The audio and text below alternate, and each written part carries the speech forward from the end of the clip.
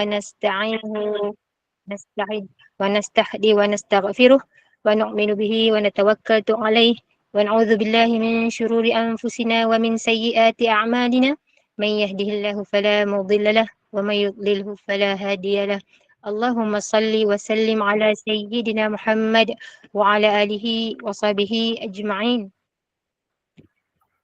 الحمد لله الذي هدانا لهذا وما كنا لنهتدي لولا أن هدانا الله رب اشرح لي صدري ويسر لي أمري واحلل عقدة من لساني يفقه قولي رب يسر عليك يسر وتمم بالخير السلام عليكم ورحمة الله وبركاته Ahlan wa sahlan yang berbahagia Al-Fadhil Ustaz Muhammad Luqman bin Mukhtar menulis buku Asam Garam Rumah Tangga Nabi Muhammad sallallahu alaihi wasallam kerana sudi bersama-sama dengan Gemenur Iman dalam kuliah 2 hari ini.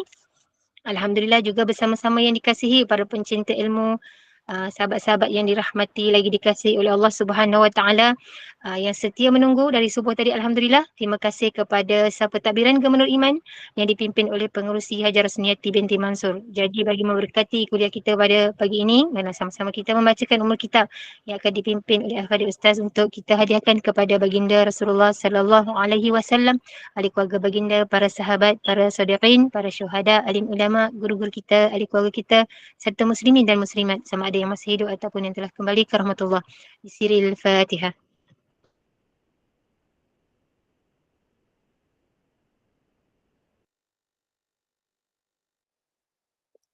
أعوذ بالله من الشيطان الرجيم Ustaz tak ada بسم suara. الله الرحمن الرحيم الحمد لله رب العالمين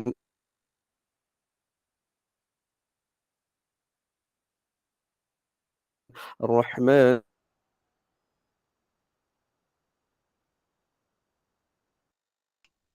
Ustaz off mic tu Ustaz.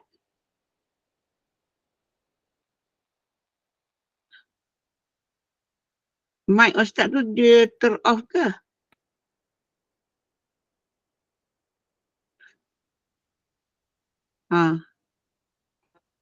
jelas? Dengar suara Tadi saya? tadi dia mic tutup. Ya, tadi ada. Dia dengar tak dengar? Line kot. Kita baca sekali lagi. A'udzubillahi minasyaitonirrajim. Bismillahirrahmanirrahim. Alhamdulillahi rabbil alamin. Arrahmanirrahim. Maliki yaumiddin. Iyyaka na'budu wa iyyaka nasta'in. Ihdinas siratal mustaqim. Siratal ladzina an'amta 'alaihim ghairil maghdubi 'alaihim waladdallin. Amin. Amin, amin, amin ya Rabbal Alamin. Moga dengan istiqamah kita duduk dalam halaqah ilmu ini, Allah kurniakan kefahaman, Allah tingkatkan iman, Allah tingkatkan rasa kecintaan kita kepada baginda Rasulullah sallallahu alaihi wasallam. Semoga kuliah kita dapat berjalan dengan lancar. Saya dengan penuh menyerahkan kepada Al-Fadhil Ustaz. Tafadhal mashkura. Terima kasih Puan Amnira. Khususnya ketua atau pengurusi Puan Rosniati atau bonda, dengar tadi dibahasakan dengan bonda, khususnya ibu-ibu, kakak-kakak, adik-adik dan mungkin ada abang-abang yang rahmati Allah Subhanahu Wa Taala sekalian. Saya doakan walau di mana sahaja berada, sihat walafiat, semangat, ceria insya-Allah.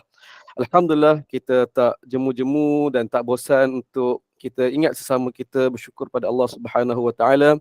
Dan antara bukti bahawa Allah ni Maha Pemurah, Maha Pemberi, Allah beritahu kepada kita, kepada umat, kepada hamba-Nya bagaimana nak tambah nikmat, nak tambah rezeki daripadanya. Dan ini berbeza jauh dengan makhluknya, manusia kita. Kaya macam mana pun kita, kalau orang datang kita bagilah kalau orang minta, tapi untuk nak diwar-warkan, siapa yang nak lebih lagi macam ni cara dia, tak adanya manusia nak buat macam tu. Tapi Allah Subhanahu Wa Taala, bila kita memahami sifat manusia yang segalanya terbatas itu di sini, lalu kita akan memahami, kita akan menghayati dan menghargai sifat Allah Subhanahu Wa Taala yang tidak terbatas. Allah sebut Allah Maha Pemberi rezeki dan Allah boleh tambah rezeki. Allah bagi tahu formula dia, Allah bagi tahu open secretnya. Allah sebut la in syakartum la azidannakum, sekiranya kamu bersyukur pasti aku tambah. Itu sifat dia, semudah itu. Cuma boleh jadi kita duk perasan kita dah cukup bersyukur. walahalnya tidak cukup ataupun tidak kena dengan apa yang Allah kehendaki, itu boleh jadi. Kerana di tempat yang lain Allah Subhanahu wa taala mengisytiharkan juga. Allah sebut wa qalilum min ibadiyasy syakur. Sikit dalam kalangan hamba-Ku asy-syakur, yakni yang benar-benar bersyukur. Ala kulli hal tuan-tuan, kita usaha diri kita untuk terus bersyukur dan tingkatkan kesyukuran kepada Allah Subhanahu wa taala dan berpesan sesama kita untuk bersyukur. Alhamdulillah, terima kasih atas ruang yang terus diberikan ini. Tuan-tuan, puan-puan rahmati Allah, doakan keberkatan dan saya menumpang doa. Saya rasa hidup saya ni menumpang doa orang. Doa mak saya, doa ayah saya, doa ibu-ibu semua. Kalau ikut sendiri mungkin ada terbatas, ada yang terhalang. Doakan agar buku yang kita sama-sama pelajari ini hayatnya berpanjangan melebihi usia penulisnya, melebihi usia kita semua. Saya melihat pengamatan secara umum jarang buku di alam orang kata Melayu, alam Nusantara ini yang kita kata hidup usia dia panjang selepas pada penulis dia. Yang adanya kebanyakannya buku tu dia orang kata tuan ni hidup lama lagi, buku tu dah tak ada. Sebahagian buku saya yang lain dan sebahagian buku-buku orang lain tuan. 2, 3, 4 tahun dah tak ada dah. Dah tidak orang kata orang tak baca, dah tidak mendapat perhatian. Nah, yang ni Allah sayang tuan. Lalu bermulanya saya fikir untuk nak kekalkan, nak jadi kesinambungan berterusan ini sudah tentu bermula dengan niat lah, dengan niat. Dan doakan kita mula ni ikhlas, berterusan dengan ikhlas dan seterusnya tuan-tuan rahmat Allah. Tanpa membuang masa, insya-Allah saya mohonkan doa tadi. Mari kita teruskan pengajian kita. Hari ini kita masuk muka surat 15, betul? Muka surat 15, babak yang keempat, asam garam 4, tajuk yang diletakkan Ummuna Sayyidatuna Aisyah meninggi suara dengan Nabi SAW. Saya kira ibu-ibu sekalian tidak lagi terkejut setelah kita melalui beberapa hadis sebelum pada ini yang membuka minda, membuka mata kita bahawa dalam kehidupan berumah tangga Nabi SAW pun berlaku juga hal seumpama ini. Ada kita sebut sebagai kerenah, asam garam dan krisisnya. Lalu hadis yang kita akan baca ini dan hadis yang seterusnya membuktikan lagi, merakamkan lagi apa adegan babak rumah tangga Nabi yang berlaku. Ini tuan-tuan rahmat Allah. Dan diingatkan berkali-kali tuan-tuan rahmat Allah, bukannya untuk kita merasakan lekehnya rumah tangga Nabi lebih kurang macam kita je. Bukan begitu. Sebaliknya kita kena melihat dari sudut ya Allah, samanya realiti yang dilalui oleh Nabi SAW dan isteri. Lalu hasil dia untuk kita contohi. Baik. Mari kita tengok tuan-tuan, Sayyidina Aisyah meninggi suara dengan Nabi SAW. Hadis ini ringkas, saya rasa mungkin kita akan baca juga hadis yang kelima.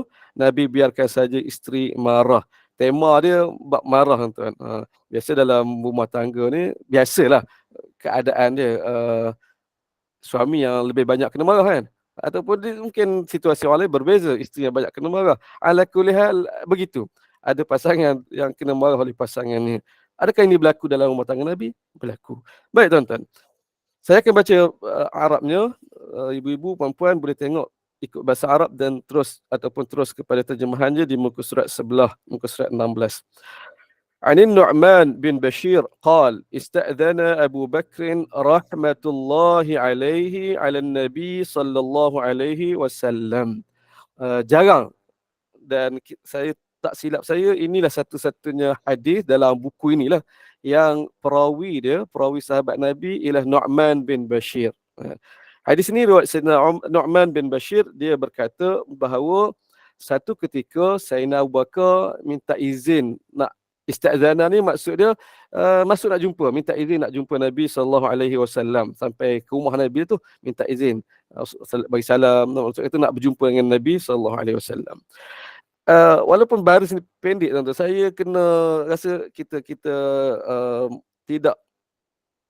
tak laju ke depan, kita berhenti sekejap untuk memberi tumpuan paling kurang pada dua tempat saya tengok. Pertama pada siapa Nu'man bin Bashir itu.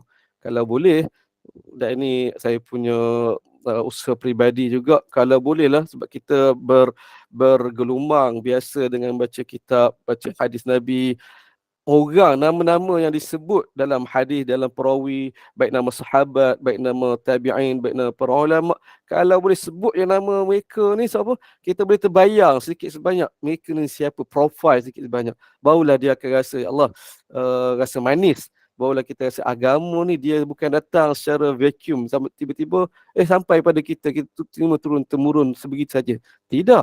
Agama ini sangat terpelihara, datangnya melalui rantaian-rantaian perawi, orang kata pemindah ilmu, itu para sahabat, tabi'in, tabi'in, kemudian para ulama, sampailah kepada kita. Nama-nama mereka terakam ini sebagai tuah kepada mereka semua yang terlibat, tuan-tuan.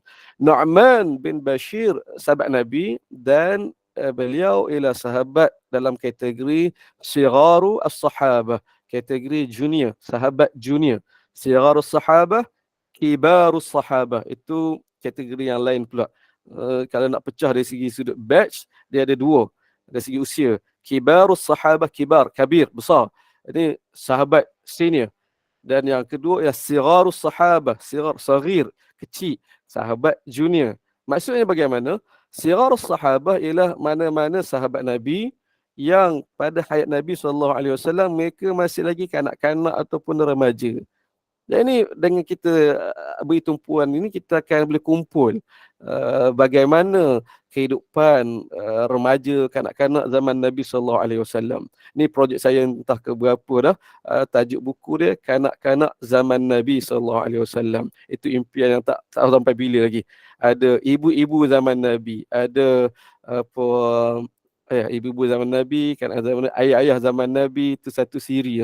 Nak kumpul-kumpulkan riwayat sebagaimana dalam kita tema dia, cara dia macam asam garam ni, tapi dengan tumpuan ataupun tema yang mengikatnya tadi, watak tadi. Menarik, tuan-tuan. Nu'man bin Bashir, bagaimana kira-kiranya ataupun apa kira-kiranya usia dia pada hayat Nabi SAW, ya? Beliau ialah anak Ansar yang pertama lahir. Sebagaimana dalam kalangan muhajirin, anak muhajirin yang pertama lahir ialah Abdullah bin Zubair, anak saudara Nabi sendiri, Abdullah bin Zubair, dan lahirnya pada tahun pertama hijrah. Mak dia, kita cerita, Asma binti Abu Bakar, berhijrah dalam keadaan syarat mengandung, dan sampai Quba lahir. Itulah anak pertama dalam Islam, anak pertama muhajirin.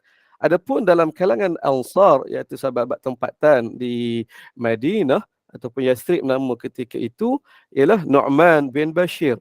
Dia lahir pada tahun kedua hijrah, lebih kurang setahun selepas Nabi menetap di Madinah. Ini Nu'man bin Bashir.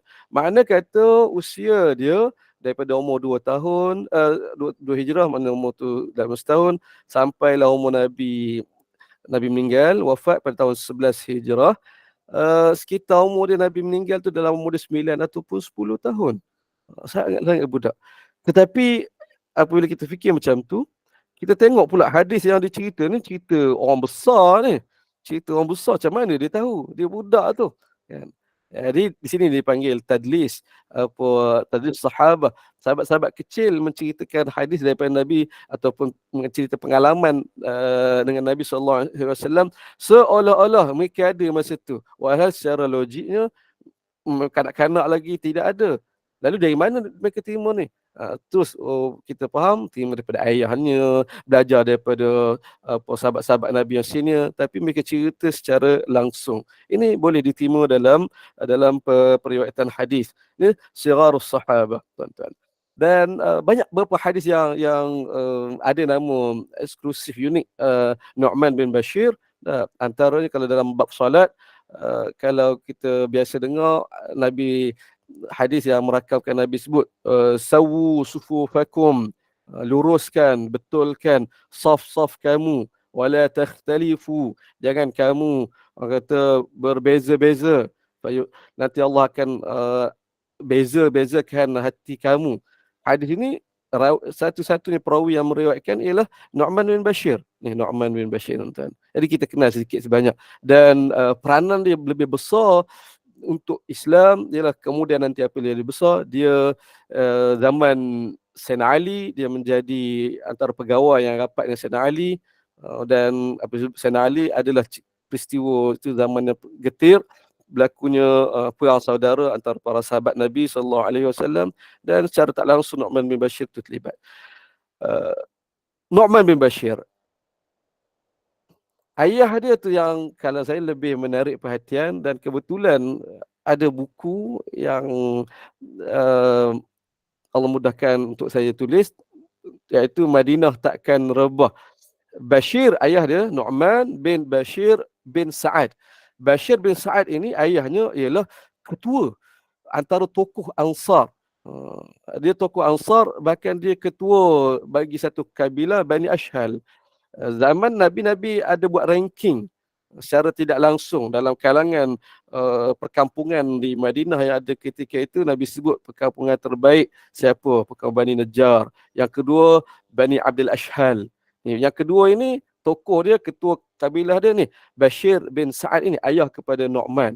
Jadi dia, kita tahu ni bukannya orang biasa-biasa, tokoh ni anak kepada tokoh, tuan-tuan. Dan Bashir bin Sa'ad nanti akan terselah lagi kepribadiannya, ketulusan dia untuk agama ni dalam peristiwa Saqifah Bani Sa'idah. Jadi saya tuan-tuan sangat-sangat syorkan dan doakan untuk ibu-ibu perempuan, Allah berrezekikan masa dan kemahuan untuk membaca buku Madinah Takkan Rebah.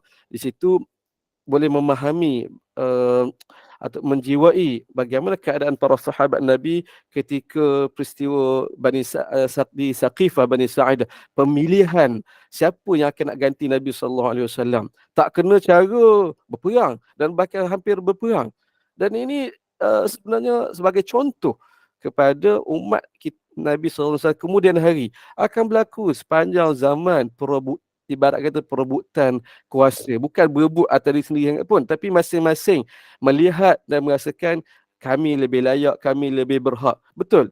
Sampai pada hari ini kita baru lepas pilihan raya, kita melihat kita sebagai orang tidak terlibat secara langsung, kita melihat dari sudut sebagai orang ketiga, dengan kita tidak berpihak sangat kepada mana-mana, kita melihat ini lumrah. Masanya akan ada orang ataupun dua pihak yang kita nampak berebut kuasa, dan kita sangka baiknya tak adalah seorang, bukannya ni dua-dua ni kira tamak kuasa. Tidak begitu. Masing-masing dengan sangka baik, masing-masing rasa mereka boleh buat yang lebih baik, yang terbaik untuk umat, untuk masyarakat, untuk negara, dengan sudut pandang masing-masing. Jadi kalau mengira sudut pandang masing-masing, ini betul, yang ini betul, tapi yang mana lebih betul tu kita tidak tahu, tuan-tuan. Begitu juga dalam peristiwa di Saqifah Bani Sa'idah, Muhajir dan Ansar itu bertelagah, siapa yang patut ganti Nabi. Ansar kata kami, Muhajir kata kami. Sudut pandang mereka semua betul, tapi yang mana yang lebih betul, yang lebih tepat, itu yang menjadi persoalan dia. Kaitan dengan Bashir bin Sa'ad, ayah Nu'man ini, beliau orang Ansar, tokoh orang Ansar. Beliaulah orang pertama yang bai'ah Sayyidina Abu Bakar. Ini kemuncak dah, tengah bergaduh, tengah ni nak reda, Bashir bin Sa'ad pergi pegang tangan Sayyidina Abu Bakar, aku berbai'ah. Dia orang pertama. Sepatutnya Sayyidina Umar duduk ni kalau kita nak kiranya, tapi dia yang ni. Dan disebabkan dia yang orang kata buat langkah mula itu, terus tokoh-tokoh Al-Ansar yang lain pun ikut langkah berbai'ah dengan Sayyidina Abu Bakar, seorang demi seorang. Ni Bashir bin Sa'ad, dua beranak, tuan-tuan. Baik, itu satu bahagian. Dia berkata, panjang di sini pun ni. Ista'dana Abu Bakrin rahmatullahi alaih. Ni perhatian yang saya rasa kita dalami sekejap. Dalam riwayat ini riwayat Abu Dawud, dicatatkan, dibahasakan Sayyidina Abu Bakar dengan gelaran ataupun panggilan rahmatullahi alaih. Satu hari Abu Bakar minta izin untuk jumpa Nabi. Abu Bakar rahmatullahi alaih. Ini perawi yang letakkan. Baik, soalan dia, tuan-tuan terfikir tak? Atau muskil ke tak? Kenapa di sini sebut rahmatullahi alaih?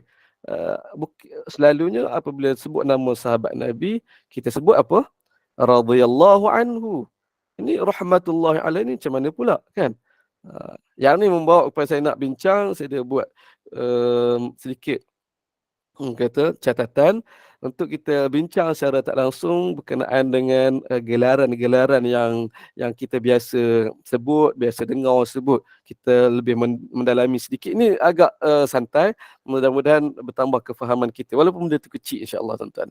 Baik, untuk nak mudah faham, kita buat dalam bentuk soalan. Kita ajukan soalan baru kita jawab, tuan-tuan. Boleh ke tak kita sebut kepada sahabat Nabi, untuk sahabat Nabi selain radhiyallahu anhu? Sebagai contoh dah ada, kan? Disebut Sayyidina Abu Bakar rahmatullahi alaih, yang selalu kita sebut radhiyallahu anhu. Boleh ke tidak? Okey. Balas kepada soalan itu, boleh ke tidak kita sebut orang lain selain pada sahabat Nabi dengan panggilan ataupun dengan sebutan tadi radhiyallahu anhu. Kita sebut contoh imam sekian, dia ulama, kita sebut Imam Al-Ghazali radhiyallahu anhu. Boleh ke tidak? Kalau lah kita dengar orang sebut macam tu, kita pun boleh ke tak ni? Bahkan sahabat saya, antara Ustaz Fawaz, kalau tuan-tuan Ustaz Fawaz Fadil, dia kalau perhati kuliah dia akan bahasakan beberapa ulama, dan itu guru dia yang dikira rapat dengan sebutan radhiyallahu anhu. Antaranya Imam Qardari dan juga Allahyarham Dr. Yusuf Al-Qardawi. Kalau dia sebut Dr. Yusuf Al-Qardawi radhiyallahu anhu, dan orang tak tahu akan bising, apa ni radhiyallahu anhu, angkat orang tu lebih daripada sama tinggi sahabat. Ini isu dia. Baik, soalan boleh atau tidak? Boleh atau tidak? Baik, dengan itu kita bincang sikit. Ini saya ambil daripada dalam An-Nawawi, dalam Imam An-Nawawi dalam kitab Majmu' dia, cerita dia begini panjang ni. Pertama dari segi perbincangan ini, kalau nak rujuk pada kitab, dia panggil taraddi wa tarahum, hukum kita mendoakan keredaan dan hukum kita mendoakan kerahmatan. Ini itu perbincangan dia. Baik. Adakah dibincang persekitik itu, adakah khusus kalau sahabat Nabi itu taraddi, itu radhiyallahu anhu, dan orang selain para sahabat Nabi dia panggil tarahum, rahimahullah, adakah dia khusus? Jawapannya tidak. Tidak. Cuma dia menjadi kebiasaan, amalan. Kemudian dari itu diterima, dibeza-bezakan. Sahabat Nabi nak bagi beza dengan orang lain sikit, disebut radhiyallahu anhu. Dan selain pada sahabat Nabi disebut rahimahullah ataupun rahmatullahi alaih. Untuk nak sekadar itu. Adapun kalau ada orang guna tukar ganti silang penggunaan itu, tidak ada masalah. Pernah belajar Allahyarham Ustaz Fadil Nur, ya, insya-Allah. Tidak ada masalah. Ini kita tidak ada nas yang memperuntukkan, yang mengkhususkan yang ni untuk yang ni untuk ni. Tidak ada. Semua boleh, tuan-tuan. Kalau nak panjang lagi, Imam An-Nawawi sebut yustahabbut taraddi wat tarahum 'ala as-sahabah wat tabi'in faman ba'dahum min al-ulama wal 'ubbad wa sa'iril akhyar fa yuqala radhiyallahu anhu aw rahmatullah.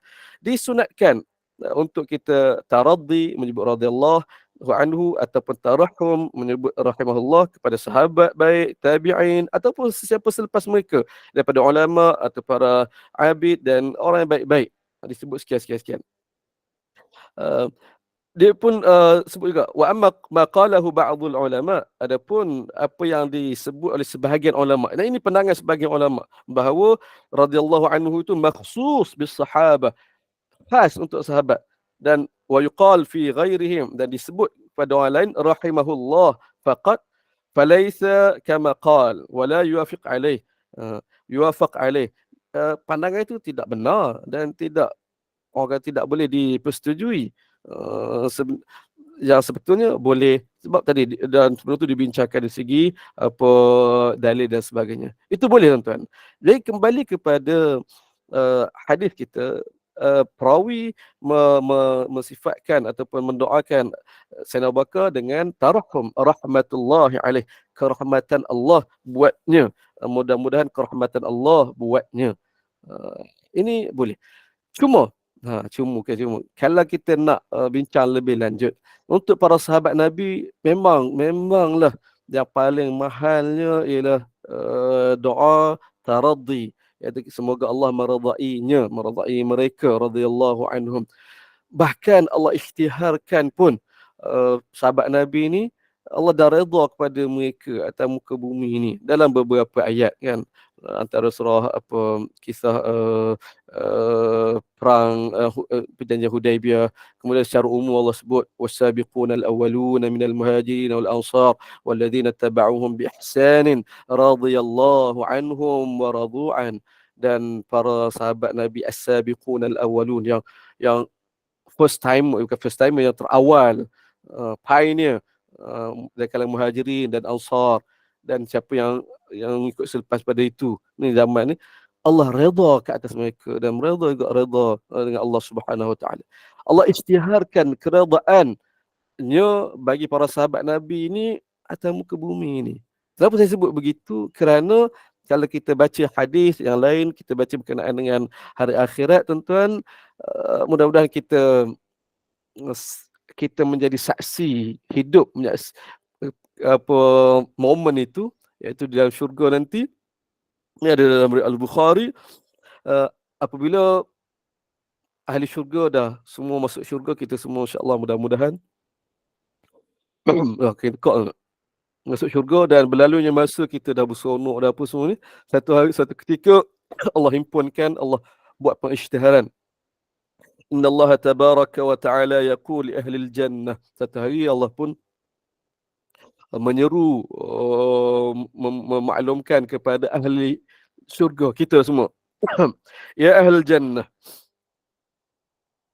ya ahli jannah, wahai penduduk syurga sekalian. Masa tu pakat-pakatlah kita pun kata, fayaqul labbaik rabbana wa sa'daik. Kami terima, kami dengar, kami sahut. Itu automatik dengar. Ini perbincangan nak bincang panjang lah segi akidah. Kalau kita pergi dengar suara ke apa macam mana, itu kita tak reti. Tapi kita faham secara langsung, tuan-tuan. Allah menyeru ahli syurga, wahai ahli syurga sekalian, kita pun labbaik Allah wa sa'daik wa labbaik ya rabbana wa sa'daik. Kita semua sambut. Allah pun kata lepas pada tu, hal raditum, suka tak? Suka tak? Kita duduk seronok dah, tak suka tak? Lalu ada antara kita apa akan bercakap, menjawab, wa ma lana la narda wa qad a'taitana ma lam tu'ti ahadan min khalqik.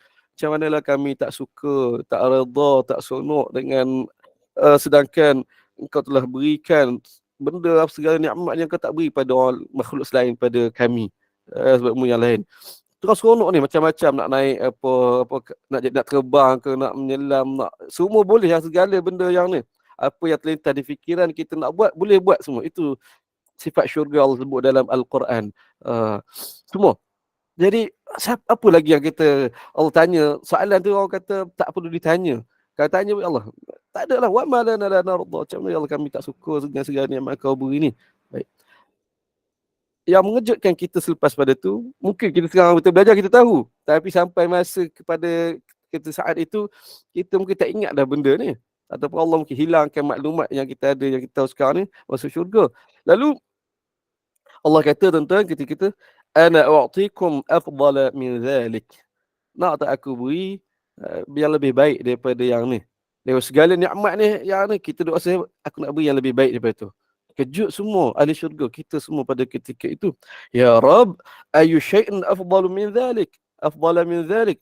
Ya Allah, wahai Tuhan, apa lagi yang lebih baik daripada syurga ni? Dengan segala nikmat ni.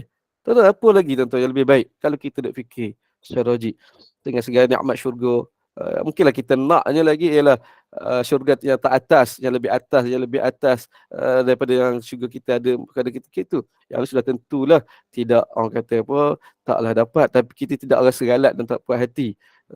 Dia semua orang kata setimpal ataupun setaraf dengan prestasi kita masing-masing, tuan-tuan. Dan Allah kata, uhillu alaikum ridwani. Saat ini apa yang terbaik itu, yang lebih baik daripada syurga, hari ini, saat ini, uhillu alaikum ridwani. Aku isytiharkan, aku halalkan, aku orang kata isytiharkan keredaanku ke atas kamu semua. Keredaan Allah untuk kita, tuan-tuan, kita confirm Allah redha kat itu apabila kita masuk syurga. Dan situ pun belum tentu lagi. Kita confirm setelah saat ini apabila Allah isytiharkan uhillu alaikum ridwani. Aku halalkan, aku isytiharkan bahawa aku redha kepada kamu semua. Hadis ni hadis dari Al-Bukhari, tuan-tuan. Jadi kita ni macam mana baik macam kita pun tuan-tuan rahmat Allah, kita dalam keadaan hati kita al-khauf wal raja, takut, bimbang dan rasa berharap. Kita duk harap sangat ya Allah redha kita yang kita buat ini ke arah Allah benar redha. Itu harapan kita yang membawa kita bersangka baik, alhamdulillah. Tapi kena ada diimbangi dengan sayap khauf, takut, bimbang.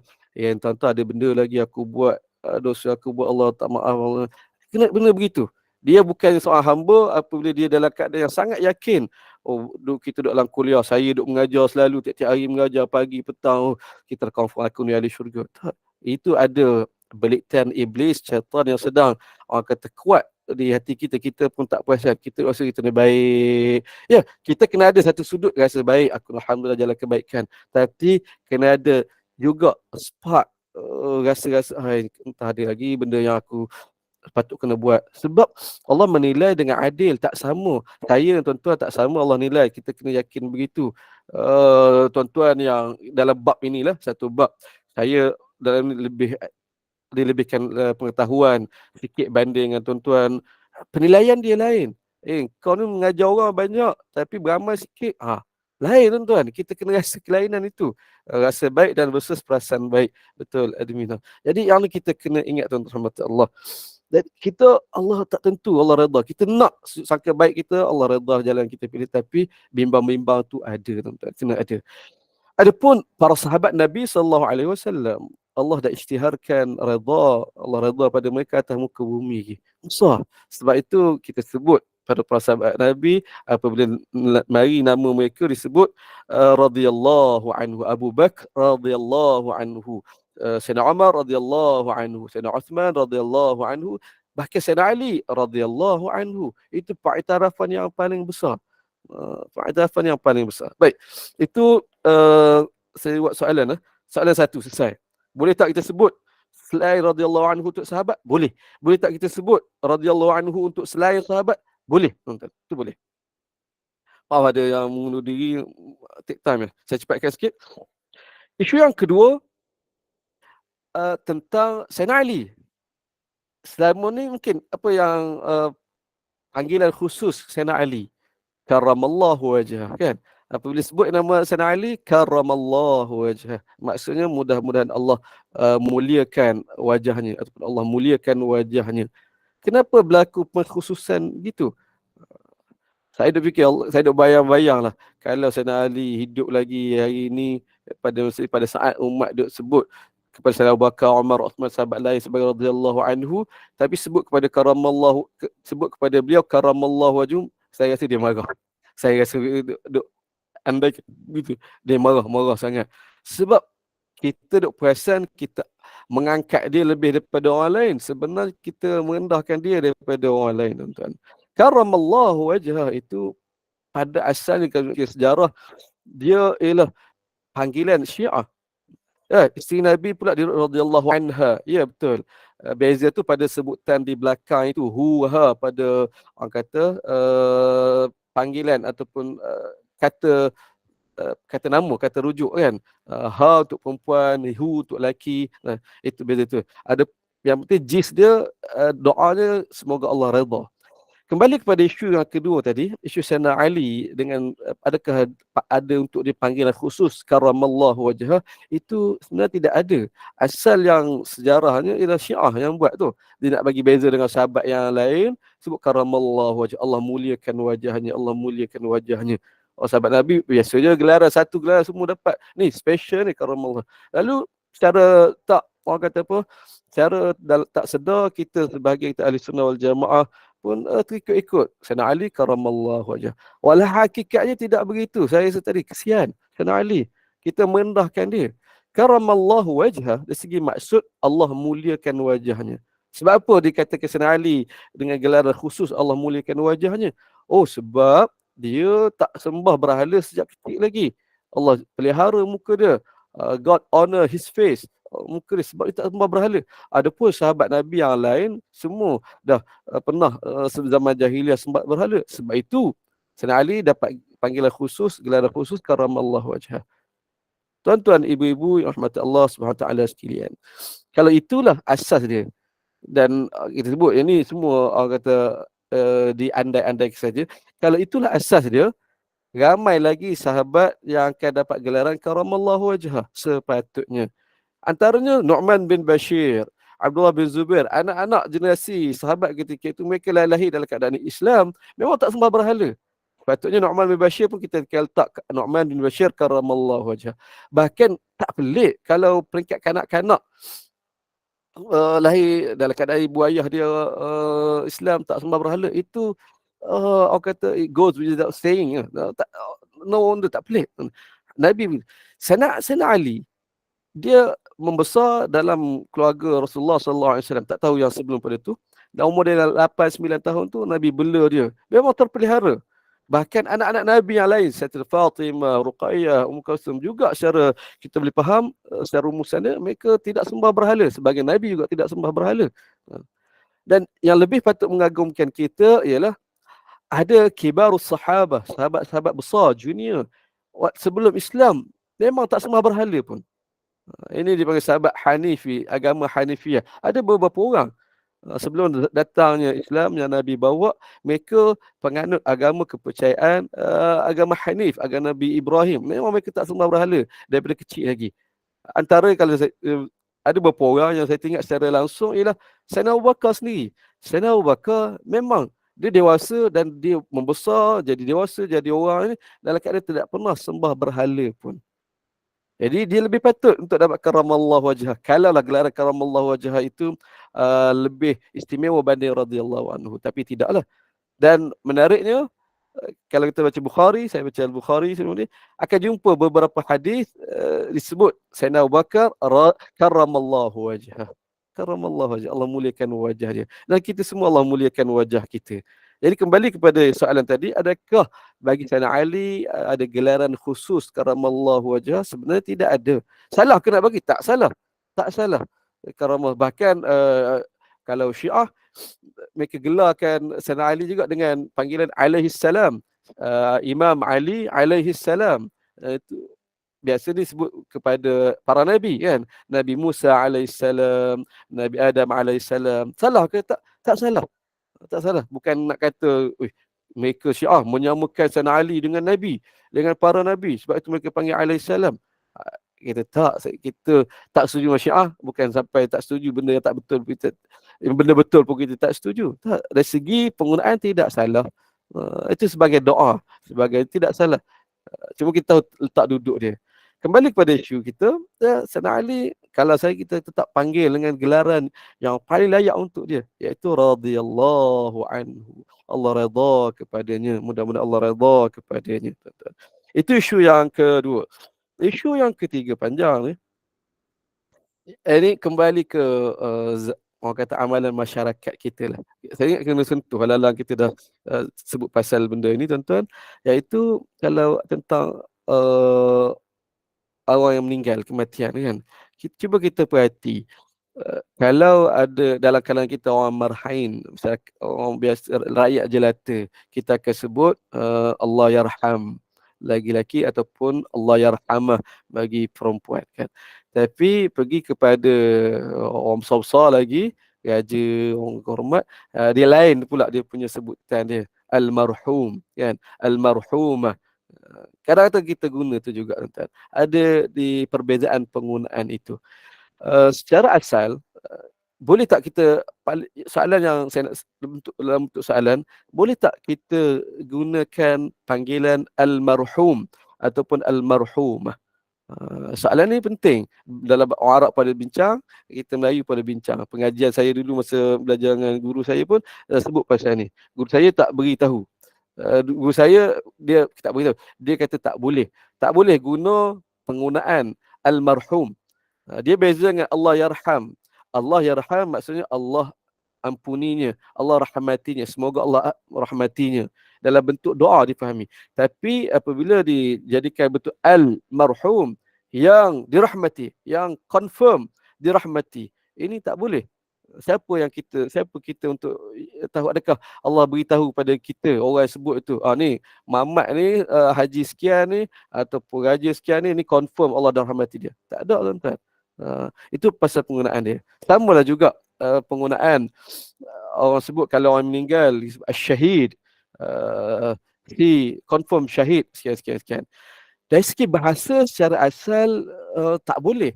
Sebab al-marhum, al-syahid itu ialah gelaran yang confirm. Confirm lah orang dirahmati, confirm lah orang syahid. Dan sebenarnya tidak boleh. Siapa? Kita tak tahu benda yang ghaib, tuan-tuan. Jadi secara bahasa tidak boleh. Itu saya mengaji dulu. Cuma belajar kemudian tanya apa, buat pengajian. Isunya tidaklah sekeras itu. Dia tengok kepada niat. Itu disebut ada satu fatwa, saya ambil ni fatwa Arab, sebutan almarhum dan sebagainya, in kana min babir raja atau du'a fa innahu la haraj fih. Kalaulah kita sebut itu dengan niat kita ataupun dengan fungsi kita sebut itu sebagai harapan dan doa sebagaimana Allah yarham, maka itu tidak ada masalah. Almarhum sultan sekian, almarhum raja sekian, itu sebutan itu dengan sama sebagai kita sebut Allah yarham dengan niat mudah-mudahan Allah rahmatinya. Boleh, tidak masalah. Tapi wa amma in kana min babil ikhbar an mutawaffahu fa innaha marhumah. Itu kalau perempuan fa inna hadha la yajuz. Adapun kita sebut almarhum, almarhumah, asyhad itu sebagai kenyataan, sebagai pengisytiharan, ini confirm ni, maka itu sudah tentu tidak boleh. Itu semua tidak boleh. Lima fihi min asy-syahadah birrahmah min ghairi ilm. Sebab kita pandai-pandai kita orang kata buat kerja Allah SWT isytihar pada Allah tidak beritahu. Itu tidak boleh, tuan-tuan. Jadi penggunaan itu bergantung kepada maksud yang digunakan. Adapun perkataan itu sendiri tidak ada masalah dibeza-bezakan, apatah lagi kita orang Melayu, tuan-tuan. Kita orang Melayu ni sangat halus dalam bab penggunaan itu, kan. Aku, saya, patik, better, beza kan tu, kan. Kalau kita nak bahasakan tu pun kita kalau kata awak, kan. Kalau tuan, orang yang lebih hormat, ataupun tuanku tu orang yang lebih besar, kan. Dia, beliau, atau baginda, kita bezakan taraf tu. Itu orang kata kembali kepada budaya Melayu. Tapi secara asal tidak ni. Saya pernah ada orang tegur dalam di satu tempat, apabila kita tak perasan, kita bahasakan Nabi SAW dia. Kita baca hadis, orang sebagaimana disebut dalam dalam hadis itu, dia terujuk pada Nabi SAW. Ada jemaah dia sensitif, dan betul sensitif dia tu.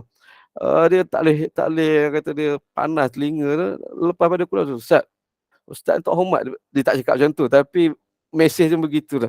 Tak boleh panggil Nabi dengan dia, bahasakan Nabi dengan dia. Dia ni macam level kita. Sensitivity tu, tuan. Jadi sebagai orang Melayu, betul, tuan. Tapi adakah salah kalau orang tu panggil dia tu? Tidak begitu. Dia budaya. Kalau kita tengok pada Arab, bahasa Arab, tengok orang putih, kan. Penggunaannya satu je, he, dia, huwa, dia, kan. Tengok anak, kalau kita nak. Jadi kita jangan menilai satu orang dengan penilaian kita. Tidak semestinya begitu, kan. Kita bahasa dengan ibu ayah, saya ni. Tapi ada tempat bahasa aku, kamu, kan. Kita apa tak hormat. Orang putih ayu bahasa dengan ayah. Kita nak bahasa mak kita ayu ayah, nak kena pelempang kalau kita lah, kan. Arab pun begitu, ana, anta, bahasa sebut begitu. Tapi bukan bermakna mereka tidak hormat orang tu, tak. Penggunaan itu difahami, tuan-tuan. Jadi kembali kepada kita punya budaya. Jangan kita satu nilai yang kita pegang itu kita lah, tapi tak semestinya semua orang memegang nilai yang sama dengan kita. Kembali pada kisah saya tu, bukan niat saya untuk nak sebut dia kan, tak boleh. Sekali lalu begitu. Sudah tentu kalau kita penuh sedar itu baginda Nabi SAW. Ya, begitu. Itu isu yang ketiga. Habislah, tuan-tuan. Ada panjangnya. Ada satu lagi. Tak apa, ini saya abaikan satu isu ni. Dia tidak ada kaitan sangat. Kita pergi kepada cerita kita. 9 dah. Kita lanjutkan sikit insyaAllah. Nu'man bin Bashir kata satu ketika Sayyidina Abu Bakar minta izin nak jumpa Nabi SAW. Apa yang berlaku? Fasami'a sawta Aisyah alian. Dia masuk-masuk, tiba-tiba dia dengar suara Aisyah tinggi. Siapa Sayyidina Aisyah? Anak dia. Maknanya masuk di rumah Sayyidina Aisyah yang sekarang ni menjadi tempat maqam bersemadinya jasad Nabi, Sayyidina Abu Bakar, Sayyidina Umar. Itulah rumah Sayyidina Aisyah. Dengar suara anak dia meninggi. Kita fahamlah meninggi ni maknanya tengah meluahkan, tak perhati, tengah marah lah kepada Nabi SAW. Jadi Sayyidina Abu Bakar nak masuk tu, dengar tu, dia masuk je. Falamma dakhala tanawalaha liyaltimaha. Dia masuk je terus dia meluru ke arah anaknya Sayyidina Aisyah, liyaltimaha, latam, nak tampar. Nampak abang gadis gaya nak menampaknya. Baik. Sambil berkata, waqal ala araki tarfa'ina sawtaki ala Rasulillah sallallahu alaihi wasallam. Hey, apa ni? Tinggi suara dengan Rasulullah. Tinggi suara dengan Nabi ni. Marahnya ayah, tuan-tuan. Jadi kita tahu faktanya berlaku. Sayyidina Aisyah, isteri, pernah meninggi suara dengan suami itu Rasulullah sallallahu alaihi wasallam. Baik. Itu yang berlaku. Apa yang Sayyidina Abu Bakar nak tampar, faja'ala an-nabiy sallallahu alaihi wasallam yahjizuhu. Nabi pun cepat-cepat menahan Sayyidina Abu Bakar. Ni nak tampar dia ni, orang kata tengah terbang ada penampar. Rasulullah sallallahu alaihi wasallam yahjizu, halang. Wa kharaja Abu Bakrin mughdaba. Abu Bakar pun lepas Nabi tahan macam tu, dia keluar dalam keadaan marah. Bukan marah kat Nabi, tuan-tuan. Bukan marah kat Nabi. Tapi perasaan tu marah. Tentulah marah kepada anak dia. Malu kepada Nabi SAW. Faqala Nabi SAW. Bagusnya baginda. Ni yang kita kena melihat sudut ini. Babak-babak rumah tangga ini kena diceritakan, bukan untuk kena sembunyi. Ada orang dia nak sembunyi cerita-cerita begini. Sebab dia takut orang salah faham Nabi, salah faham isteri Nabi. Itu cara pandang kita yang kena dibetulkan. Kena cerita untuk kita dapat belajar daripada Nabi. Allah, Nabi buat macam tu. Dan kita belajar kan, apa kata Nabi? Lepas Nabi tahan tu, Abu Bakar keluar. Faqala Nabi sallallahu alaihi wasallam. Nabi pun sebut, hina kharaja Abu Bakrin, ketika Abu Bakar dah keluar. Kaifa ra'aitini anqadtuki min ar-rajul. Tengok macam mana, maksudnya tengok macam mana saya selamatkan awak. Yang ni bukan daripada saya sendiri, saya ada buat catatan tak? Tak buat. Ini bukan saya sendiri, tapi daripada ulasan ulama dalam kitab-kitab syarah, melihat strategi keadaan akhlak Nabi SAW dan dari segi hukum. Antara, tuan-tuan, daripada apa yang Nabi buat ini, tuan-tuan, boleh dirumuskan hukum, iaitu untuk menjawab soalan, boleh tak kita mengungkit kebaikan kita? Boleh. Kita buat satu, kita ungkit kebaikan kita. Boleh. Dengan tujuan apa? Kalau tujuan untuk berbangga, tak boleh. Tapi dengan tujuan untuk nak islah, untuk nak memperbaiki keadaan, maka dia boleh. Sebagai Nabi SAW buat. Benda ni kecil, tapi ulama rumus, insyaAllah. Sini. Nabi buat benda tu, Nabi kata, tengok macam mana saya selamatkan awak. Nabi nak terus, nak buat jambatan untuk selesaikan isu yang sebelum pada tu. Mengungkit kebaikan. Nabi untuk nak selesaikan isu yang sebelum pada itu, iaitu kena marah. Apa sebab kena marah tu tidak diceritakan. Dan itu biasalah sebagai kita sebagai suami, adalah benda yang kita tak kena isteri marah. Kadang sikit je, tapi biasalah isteri pun dalam keadaan ada masa. Saya biasa kalau nak, tapi ini umum saya kira. Kalau hari tu lain macam isteri aku ni, mudah marah, tak pernah marah, apa tinggi suara sikit ni, esok lusa ni nak ni lah ni. Sungguh biasa macam tu lah, kita pun dah faham dah. Esok lusa cuti lah dia. Itu biasa kita memahami keadaan. Jadi Sayyidina Aisyah kita mungkin begitu. Nabi memahami, Nabi tidaklah terus apa ni marah ni, tinggal tak hormat suami, nusyuz neraka. Tidak semudah itu, tuan-tuan rahmat Allah. Baik. Itu yang Nabi buat. Sebelum tu saya nak bincang juga, tuan-tuan. Tak, kita baca hadis dulu. Nabi kata macam tu. Peristiwa tu habis begitu. Kata Nu'man bin Bashir, "Famakatha Abu Bakrin ayaman thumma ista'dhana ala Rasulillah fawajadahuma qad istalaha." Beberapa hari Abu Bakar tak datang, tak jumpa Nabi, bakal dia malu, tak datang jumpa Nabi. Lepas pada tu sekali lagi pergi jumpa Nabi sallallahu alaihi wasallam, tak izin. Dan ketika itu beliau dapati mereka berdua, Nabi dengan Sayyidina Aisyah, qad istalaha. Dah baik-baik dah. Macam biasa lah, kembali normal. Yang berbeza dengan sebelum pada ni datang keadaan kata berperang. Jadi kita boleh faham. Makna masa tu agak orang kata, yalah, bukan keadaan normal. Sayyidina Aisyah tengah marah Nabi, adalah isu dia tidak diberitahu. Hari ni pula qad istalaha, dah berbaik-baik. Makna dah biasa. Faqala lahuma, Sayyidina Abu Bakar pun kata kepada mereka berdua, pada Nabi dan juga Sayyidina Aisyah, adkhilani fi silmikuma kama adkhaltumani fi harbikuma. Ini kata-kata ini yang menjadi syahid, menjadi tumpuan kepada Imam Abu Daud. Dia buat hadis ini dalam kitab dia. Dia kata, Sayyidina Abu Bakar kata kepada Nabi dan isteri, sekarang ni kamu dua kena libatkan saya, masukkan saya dalam perdamaian kamu berdua. Sebagaimana sebelum pada ni, kamu tak pasal-pasal libatkan saya dalam peperangan kamu berdua. Sayyidina Abu Bakar menggunakan istilah perdamaian dan perang untuk keadaan rumah tangga Nabi. Rumah tangga Nabi dan keadaan realiti rumah tangga. Kita pun biasa pada hari ni kan, berlaku perang dunia ketiga, keempat, berterbangan kuali, periuk dan sebagainya. Kita istilahkan sebagai perang. Adakah sama macam perang berbulan? Tak. Nak katanya itulah ibarat saja. Bahkan ini digunakan oleh Sayyidina Abu Bakar. Adakah kata tak hormatnya kata Nabi berperang dengan isteri? Tak. Ini gurauan. Sebab itu Nabi pun sebut lepas pada tu, faqala Nabi sallallahu alaihi wasallam, qad fa'alna, baik-baik kami buat. Mana join sekali lah berdamai. Dan ini Imam Abu Daud letakkan hadis ini dalam kitab adab dalam bab gurauan. Kat mana bahagian gurauan tu? Kita daripada atas, adakah yang Sayyidina Aisyah tinggi suara tu bergurau? Tak. Adakah Sayyidina Abu Bakar nak tampar anak dia itu sebagai gurauan? Bukan itu syahid ataupun tumpuannya yang di hujung-hujung itu pada perkataan Sayyidina Abu Bakar, masukkan saya dalam perdamaian kamu sebagaimana kamu libatkan saya dalam peperangan kamu berdua. Perkataan itu ialah perkataan gurauan. Ini keluar pula hukum. Boleh tak kita menggunakan bahasa kiasan untuk maksud yang lain daripada maksud yang tersurat? Boleh kalau itu sebagai gurauan.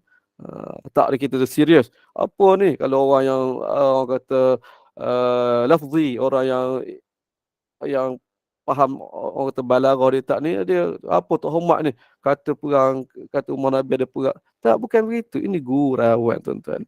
Jadi boleh kita guna bahasa kita. Orang Kelantan balaghah, bahasa berlapis tinggi kan.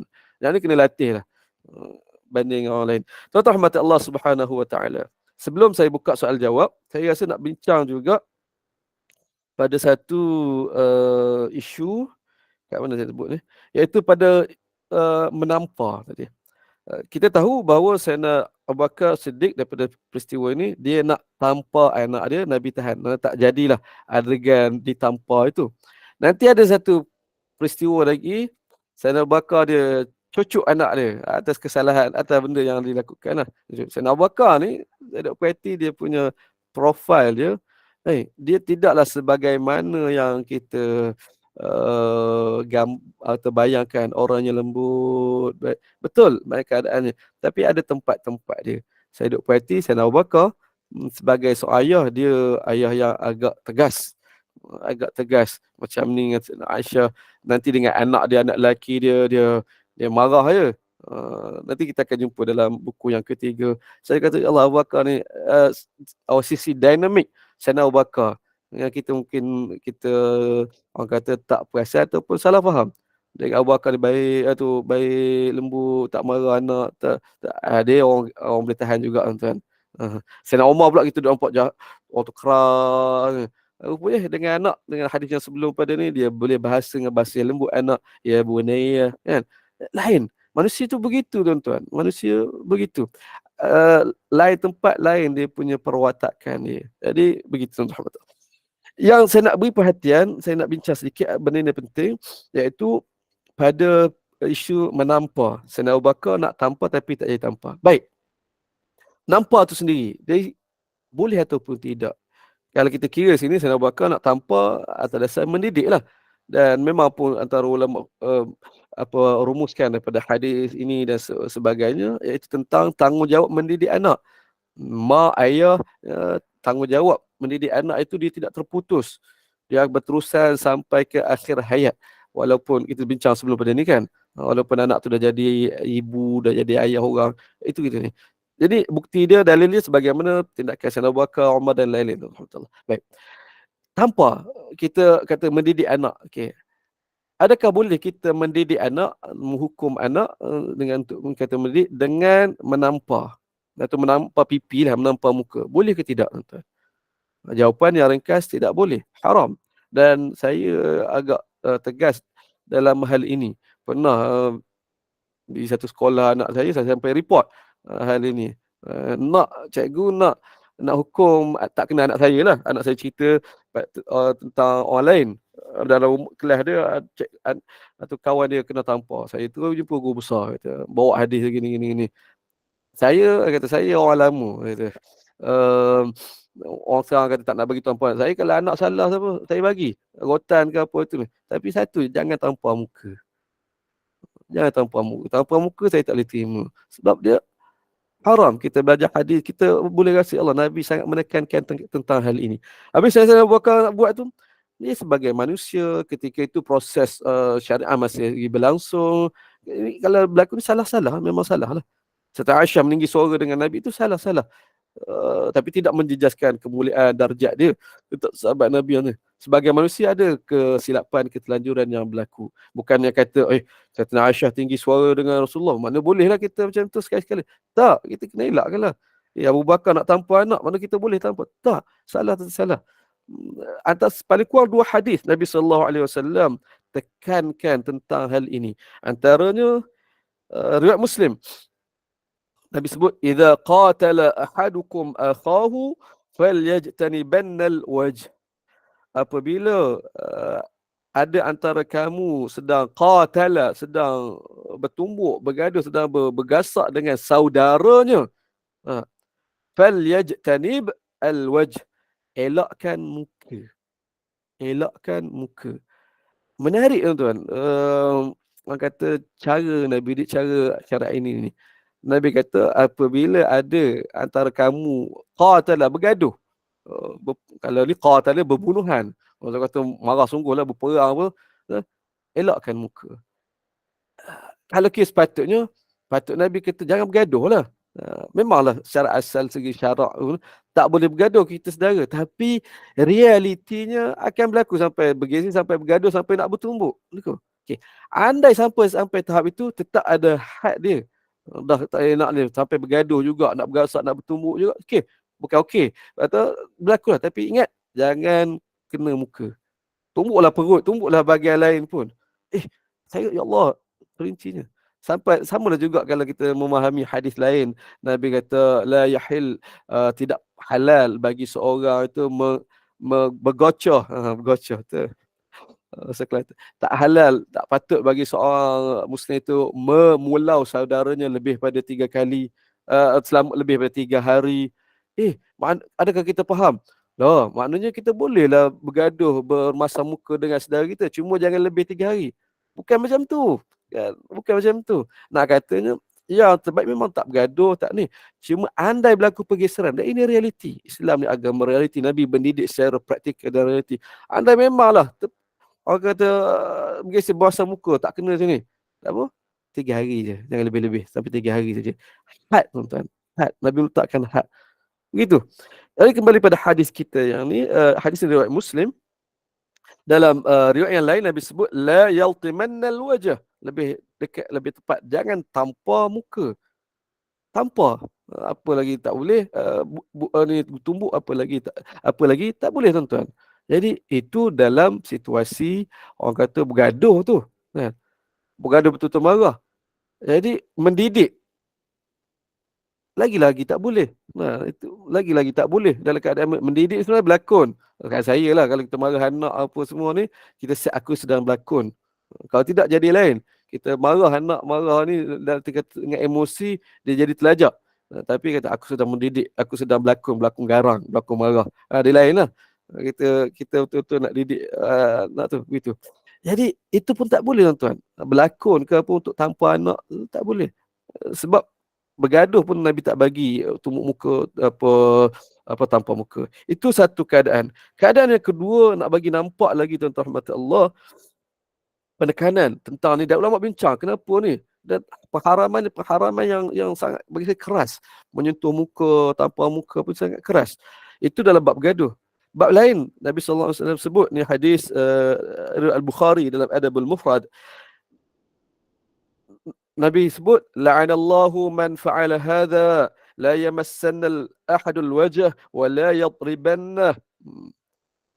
Ada nampak ayah tanpa anak di akhirat ramai, Allah sedih. Itulah lagi berganda-ganda tanpa anak dan orang ramai lagi. Allah kita mohon jaga, Allah jaga kita daripada akhlak yang tak berelok ini tuan-tuan.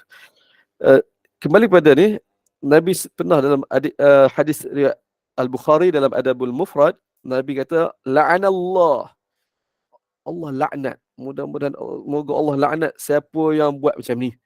Buat macam mana tu? Tu ada background, ada cerita belakang dia.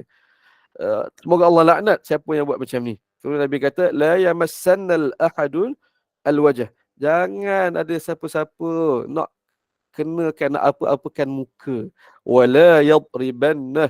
Jangan nak pukul muka tu. Tentu rahmat Allah. Ini akhlak Nabi sallallahu alaihi wasallam. Nabi marah sangat ni. Apa keluar daripada mulut Nabi, Allah laknat ni. So, Nabi ni bukan la'an. Nabi bukan seorang pelaknat. Kejap-kejap Allah laknat. Tak, tapi apabila Nabi sebut je Allah laknat orang sekian, laknat orang sekian ni, benda-benda besar. Allah laknat rashi wal murtashi. Allah laknat pemberi rasuah dan penerima rasuah. Ini benda besar. Walaupun seposen, walaupun istilah duit kopi, ini isu besar pada hari ini, kita kena memberi sumbangan, membantras tuan. Dan isu kita ni tanpa muka ataupun mencederakan muka, mengapa-apakan muka, Allah, Nabi kata laknat doa. Nabi doa mudah Allah laknat orang buat macam ni. Cerita dia tentang rahmat Allah, kalau kita baca keseluruhan dia, cerita satu hari Nabi tengok unta lalu depan Nabi dalam keadaan muka dia kena toreh. Bukan muka dia kena toreh, muka dia kena kait, muka dia kena chop. Muka kena chop. Zaman dulu, zaman sekarang pun ada tuan-tuan. Haiwan tu kita nak kenal, haiwan tu nak kenal ni kita punya ke siapa, dia chop dengan besi panas kan. Saya ingat zaman saya duduk kampung tu, orang buat bila biri-biri orang chop zak macam ni. Tapi chop dia di kaki. Itu biasa, di kaki, kalau besar sikit di punggung, di chop untuk nak cam apa siapa punya. Nanti mudah cari tuan-tuan. Tapi untuk yang Nabi tengok ini kena chop kat muka dia. Lebih pula Nabi nampak. Barangkali tuan dia kata, payah nak tengok. Tengok belakang dulu. Tak mata muka, nampak tu. Nabi marah tu. Nabi sangat marah ketika kita sampai Nabi sebut yang hadis yang kita baca ni. Nak kata tuan-tuan, muka binatang. Muka binatang tu pun Nabi marah, Nabi doa laknat. Apalagi muka manusia yang memang makhluk paling mulia. Dan ulama bincang kenapa ni? Sebab muka ni bahagian paling mulia. Jadi kita kena jaga hal ini. Bab tanpa jangan buat main. Jangan kata aku nak ni. Baik sebagai suami tanpa isteri, apatah lagi isteri tanpa suami memang tak boleh. Dan ini berlaku tuan-tuan. Ataupun tanpa anak-anak, ataupun tanpa anak murid, tanpa siapa. Marah macam mana pun, jangan tanpa muka. Wallahu a'lam. Saya ingat itu saja. Saya serahkan kepada pengurusi. Saya ingat nak baca 2 tak sempat juga lah. Kita berhenti sini dulu. Kalau ada soalan. Silakan jemaah yang nak bertanya, boleh tanya silakan. InsyaAllah.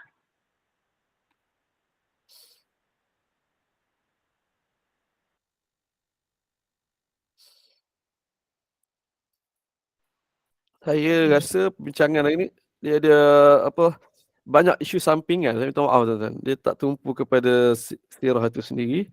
Tapi saya ingat tuan-tuan boleh beza boleh nampak hadisnya apa, ceritanya apa, dan tadi perbincangan sampingan itu saya rasa secara spontan, secara tak langsung perlu kita sentuh lah. Benda tak dimuatkan dalam buku kan. Alhamdulillah Ustaz, input yang baik sangat sebab tentang Baik. gelaran panggilan tu kan. Pada saya Okey. ilmu baru. Alhamdulillah. Terima kasih banyak. Sama. Terima kasih, sama. Ada soalan? Ada tambahan? Macam tak ada je Ustaz. Ya, tak ada. So macam mana, kita berhenti sini ataupun sambung? Ikut Ustaz lah. Kalau ikut saya sambung je. Sampai pukul berapa? Kami okey je. Ya, sampai Ustaz pukul free berapa? sampai pukul berapa? Kita pulang Ustaz Tak lah. tanya saya. Ya. Kita baca satu lagi tapi secara ringkas lah. Jangan sampai pukul 12 jalan Ustaz nak ke dapur. Ya. Beres-beres. Tak nak doakan saya duduk tengah pulun duk buat skrip buku ni untuk bulan 10 ni, insya-Allah saya akan. Amin, dipermudahkan. Taufik menajah. Amin. Itulah yang saya bincang sebelum pada ni kan. Duduk tengah ni semalam pun duduk ni terkejar-kejar, tak sempat ni. Sampai saya terlupa. Hari Ahad ni saya ada program, saya jemput Ustaz Syahri Abdul Rahman ke surau saya. Saya sampai terlupa, poster tak naik, apa semua tak naik, tak tahu nak macam mana ni. Dia datang je lah, orang datang tempat kita sambut lebih kurang. Nak katanya alasan lah, sibuk lah, duduk dalam gua. Saya duduk dalam gua memang tutup handset apa semua. Baru teringat.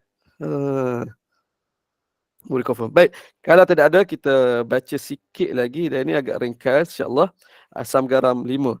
Yang ni saya ingat antara hadis yang masyhur, babak yang masyhur dalam masyarakat kita. Saya rasa lah. Asam garam 5. Tajuknya, Nabi biarkan saja isteri marah. Nabi biarkan saja isteri marah, tuan-tuan. Hadis Al-Bukhari. Baik. An Aisyah radhiyallahu anha qalat. Sekali lagi Sayyidatina Aisyah yang ceritakan ni, dan sekali lagi kita baca hadis ini dan hadis-hadis yang seumpama dengan ini, selalu saya sebut kita kena sangat berterima kasih kepada Ummuna Sayyidatina Aisyah. Bagaimana beliau menceritakan hal-hal rumah tangga ini yang banyaknya melibatkan beliau sebagai nampak watak tak eloknya. Tapi dia kena cerita. Sebab itu dia tanggungjawab para ummul mukminin. Mereka ada tanggungjawab khusus, hukum khusus. Allah sebut wal-qurna ma yutla fi buyutikum min ayatillahi wal hikmah. Sebutkan, sampaikan apa sahaja ayat Allah yang turun di rumah kamu, dan juga hikmah, iaitu hikmah merujuk kepada sunnah apapun perbuatan Nabi sallallahu alaihi wasallam. Sebab itu mereka cerita. Dan sahabat Nabi yang lain pun cerita. Kita sebut ni supaya tadi bukannya kita nak sembunyi, bukan dengan sangkaan kita kata nak nampak keburukan rumah tangga Nabi sallallahu alaihi wasallam. Sayyidatina Aisyah kata, qala li Rasulullah sallallahu alaihi wasallam. Satu hari Nabi tak semena-mena sebut kepadaku, inni la'alam idza kunti anni radiyatan wa idza kunti alayya ghadba. Abang tahu bila awak suka dan bila awak sedang marah dengan saya. Makna kata apa, tuan-tuan? Ada ketika isteri Nabi Sayyidatina Aisyah secara khusus tak puas hati dengan Nabi, sedang menanggung marah dengan Nabi SAW. Atas sebab apa tidak diceritakan, tapi itu berlaku. Sedang marah. Dan Nabi kata, aku tahu. Ada masa kamu suka, aku tahu macam mana. Ada masa kau di tengah marah ni, tahu. Walaupun tak bagi tahu. Kata Aisyah terkejut. Qalat faqultu min aina ta'rifu dhalik? Abang tahu macam mana ni? Sayyidatina Aisyah mungkin dia buat macam cara biasa, tak nak Nabi tahu, tapi Nabi tahu. Tahu macam mana? Kata Nabi SAW, amma idza kunti anni radiyah fa innaki taqulin la rabbi Muhammad. Adapun ketika keadaan yang harmoni, baik, masa bercakap tu, awak akan sebut biasa la rabbi Muhammad. Tidak demi Tuhan Muhammad. Itu kata-kata dia. Wa idza kunti alayya ghadba. Adapun ketika awak sedang marah, simpan perasaan tak puas hati atau marah saya, awak masa tu awak akan cakap sebut qulti la wa rabbi Ibrahim. Tak, demi Tuhan Ibrahim. Kita nak faham macam mana? Pertama, pada penggunaan kata-kata la wa rabbi Muhammad, la wa rabbi Ibrahim, itu budaya Arab yang tidak ada dalam budaya Melayu kita. Kita faham tu, ni bersumpah lah ni. Tapi Arab tidak. Dia jadi benda tu keluar secara automatik dari mulut mereka. Awal-awal, la wallahi. Kata. Begitu. Kita berkawan Arab, kita akan lagi nampak tuan. Dia jadi muqaddimah pada kata-kata tu secara tu. Bukan dia nak bersumpah. Kalau Sayyidina Aisyah mungkin disembang Nabi, la wa rabbi Muhammad. Itu sedang baik lah tu. Perkataan tu sendiri dia tidak boleh difahami dengan makna bahasa. La, tidak, demi Tuhan Muhammad. La, tidak, demi Tuhan Ibrahim. Bukan macam tu. Dia ekspresi. Dia dah jadi ekspresi. Sebagai penegasan. Dia jangan faham. Itu biasa. Sama yang ada ditanya sebelum pada ni. Bi'abi wa ummi. Bi'abi wa ummi. Ya Rasulullah. Itu dia jadi bahasa ekspresi. Penegasan. Sungguh ni. Tak berlawak lah. Acik. Kelantan dia ada bahasa ekspresi dia. Acik mampu tak pula cara tu nak keluar lah. Itu begitu. Itu bahasa ekspresi. Baik. Kita faham begitu. Jadi menarik lagi, kadang boleh cah macam mana? Kalau saya dulu lah ingat berkawan di Sharjah dengan orang Arab. Dengan sumpah tu kita boleh detect ni menipu lah ni. Begitu pula. Allah, jadi dia sembang tu. Wallahi, dia panjang sikit wallahi tu. Ni nak menipu tu. Memang cakap lepas tu menipu lah. Bukan dia kata ni sumpah dia kena bayar, kena kifarat tak. Dia dah jadi ekspresi. Itu orang Arab biasa. Baik, kemudian Sayyidina Aisyah kata Nabi SAW, kalau dalam keadaan harmoni masa biasa-biasa, awak akan sebut la wa rabbi Muhammad gini. Tapi masa awak tak ngam dengan saya, ada benda yang awak terasa dengan saya, awak akan sebut la wa rabbi Ibrahim gini. Nabi tanya dia sebut ini. Baik. Sayyidina Aisyah pun dengar Nabi sebut macam tu, dia kata qultu ajal. Ajal bukan ajal maut, ajal maksud lain atau perkataan lain bagi na'am. Ya. Ni kita belajar bahasa Arab kan. Arab dia ada beberapa perkataan. Dan ni tak payah kita Arab inilah. Arab zaman Nabi. Ini bahasa Arab paling fusha.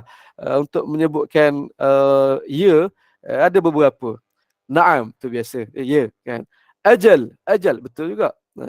Lain alif ya, ya, begitu. Dan yang lain bala, ya juga. Tumpat biasa.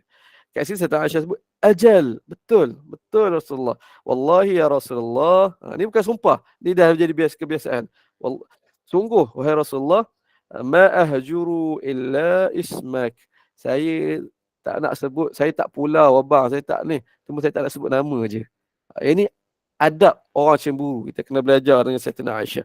Ini hadis ini Al-Bukhari, Imam Bukhari letak dalam Kitabun Nikah adalah bab cemburu dan marah wanita. Ini normal. Nabi Allah manusia paling baik, suami yang paling soleh.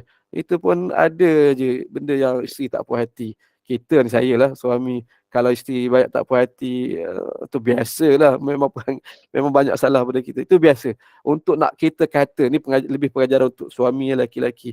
Untuk nak kita kata, nak rasa bahawa isteri kita tak hormat kita, bahkan apa nak kata derhaka, nusyus, itu dengan disebabkan perbuatan dia marah kat kita, apa semua tu, tidak semudah itulah. Jangan sampai begitu. Dan ini berlaku, saya sebut. Ada pasangan-pasangan muda datang kata suami isteri dia ni. Kita pun jelaskan hal ini, tuan. Yang sudut yang lain, kita tengok pada akhlak Sayyidina Aisyah ni, pengajaran untuk kaum ibu, para isteri, bagaimana pula cemburu, marah suami atas sebab yang patut, boleh tuan. Tapi ada had dia. Sebagaimana tadi nak didik, ada had dia, tak boleh sampai tanpa muka. Ada had dia, iaitu jangan tak layan cakap. Jangan tidak layan cakap. Ni tahu dah ni, marah isteri aku marah ni, tanya tak jawab. Itu tak kena, tuan-tuan. Daripada hadis itu tidak kena. Yang Sayyidina Aisyah buat macam mana? Dia layan, Nabi tanya, Nabi tu dia layan. Cuma dia tukar perkataan itu. Masa itu dia tak al-ma'ahjur. Saya tak pulau, saya tak orang kata lah, tak memulau, tak nak cakap maksud, tapi saya tak nak sebut nama awak je. Jadi tuan-tuan, ibu-ibu sekalian, awak kena ubah hal yang ni, tuan. Jangan sampai tidak layan cakap, Tapi pada percakapan itu kita ubah sedikit. Boleh jadi contoh kalau selama ni panggil suami, ini pasal paling dekat lah, panggil suami dengan ling, yang kan. Time marah tu kita panggil dengan perkataan yang lain. Si suami tu faham, lain ni, dia tak kena ni kan. Kalau kata agak apa, lain cakap tapi lain bunyinya. Boleh jadilah macam mana. Olah ke situ. Layan-layan juga cakap tu, tapi cara cakap, cara layan tu lain. Kalau Kelantan dia ada lain bahasa dia. Saya suka bear, kan. Saya marah tu dia keluar lain. Pok mu, panggil pok mu. Lain dia berubah benda perkataan yang digunakan. Itu. Haknya begitu. Saya marah atau cemburu, ya, tetap kena layan suami, cakap dia, tanya dia, tapi ubah yang tu. Pak hang. Orang utara, Pak hang. Kalau memang dah biasa guna Pak hang, dia tak jadi apa dah. Tapi kalau keadaan biasa, panggil abang, panggil ayah, tanya marah, panggil Pak hang, atau dia terasa lah. Itu yang kita kaum isteri kena belajar dari Sayyidatina Aisyah. Sebab tak ada orang yang paling kuat cemburu dan keadaan yang patut dia cemburu lebih daripada Sayyidatina Aisyah. Rasulullah, suami dia orang paling suka, orang paling disukai ramai. Tak senang tuan. Dia istilah paling kuat cemburu. Jadi cemburu dia cemburu yang bertata susila. Cemburunya berdisiplin. Nak belajar dia hikmah dia. Berlaku hari kita boleh tahu. Nak cemburu macam mana? Cemburu seperti Sayyidatina Aisyah. Tokoh cemburu, teladan cemburu, belajar daripada Sayyidatina Aisyah.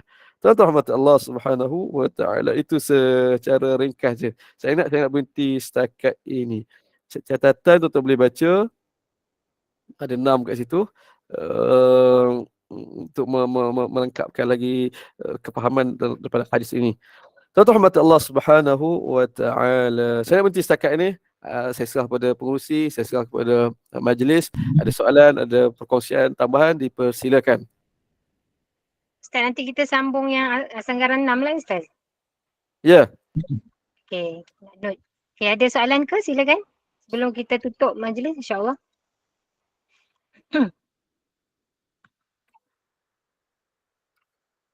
Tak ada. Ustaz, kiranya contoh macam Sayyidatina Aisyah ni baguslah. Sebab kita kalau merajuk memang tak cakap Ustaz. Selalu moncong, boleh sangkut helmet Ustaz. Yang ini boleh ambil. Lepas ni bercakap tapi macam tu lah. Lain nada. Lain ayat, insyaAllah. Bercakap sambil muncul. InsyaAllah mudah-mudahan lepas ni lebih baik kot.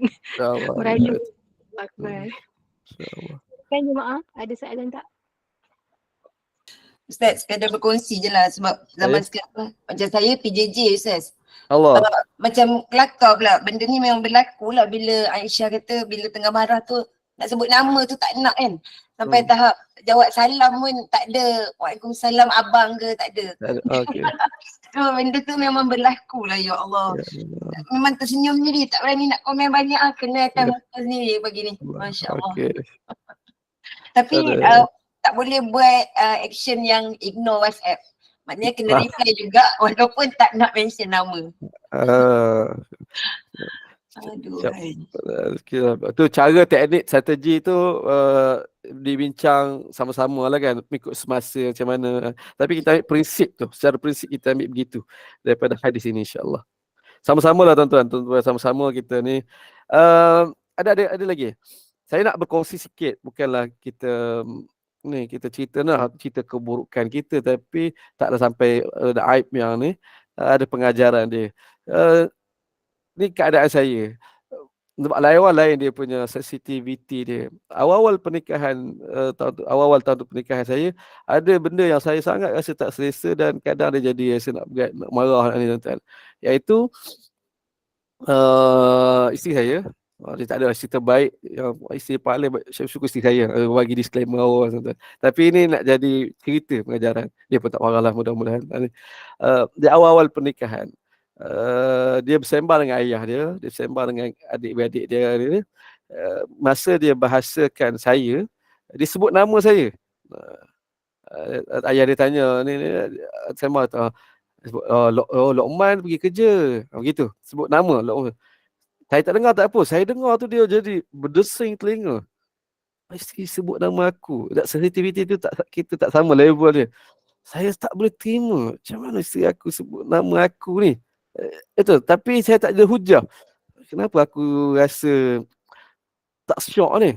Tiap kali dengar kan dia balik kampung. Biasa balik kampung. Balik kampung, sembang dengan kakak dia akan sebut. Dia kata, Lokman, dia tak sekali direct. Dia sembang dengan kakak dia bahasa kata, oh Lokman outstation, oh Lokman. Saya dengar tu Allah. Lepas tu balik sini jadi hubungan tu jadi orang kata tak syok lah. Rabi kata biasa sebaya. Ya, sebaya. Sebaya. Jadi Ustaz. Ya. Jadi dingin lepas tu. Jadi ni. Semua saya cari sebab apa, duk cari dalil apa tak jumpa. Anak kata boleh lah tapi aku tak selesa sebab apa. Sampai ni lama. Saya masuk tahun kedua, tahun ketiga. Itu keadaan. Sebab dia duduk kat sini, duduk sekali tak apa. Tapi balik kampung tu jadi isu. Sampailah saya pun jumpa hujah. Dan saya kongsikan. Tapi kalau lama betul lah sebab benda tu jarang-jarang berlaku. Tapi berlaku tu jadi ni. Kena selesaikan. Saya nak katanya, dan sensitif saya tu, saya merasakan wajar lah. Saya pun dapat hujah. Saya kata, dari sudut ni, betul juga. Saya sampai pada saya, dan masa tu dia menangis lah. Cara saya sampai lah. Dia rasa bersalah. Tapi Alhamdulillah sekarang Allah jadi contoh. Saya kata begini, saya pun macam isteri Ustaz, suami saya gitu juga kalau balik kampung dia. Okay, betul. Suami puan kata tak apa. Tapi saya tak boleh. Tapi kita maksud saya tu, saya nak kena bagi option alternatif. Dah tak boleh. Macam nak panggil apa? Kan? Yang tu tak jumpa. Lalu saya jumpa, fikir lama dia baru fikir tuan. Saya bayang andaikan begini, suami dengan ayah, penghormatan seorang isteri kepada si suami tu lebih besar kan. Isteri yang paling dia kena hormat suami dia kan. Kalau suami seorang anak lelaki yang paling dihormat ibu dia. Itu hierarki dia tuan. Jadi layanan ataupun bahasa sapaan, bahasa rujuk panggilan itu dia paling kurang mesti sama macam ayah. Kita bayangkan ayah. Kawan ayah kita tanya ayah kita, ayah awak ada rumah? Contoh kata, ayahmu ada rumah tak? Apa respon kita tuan-tuan?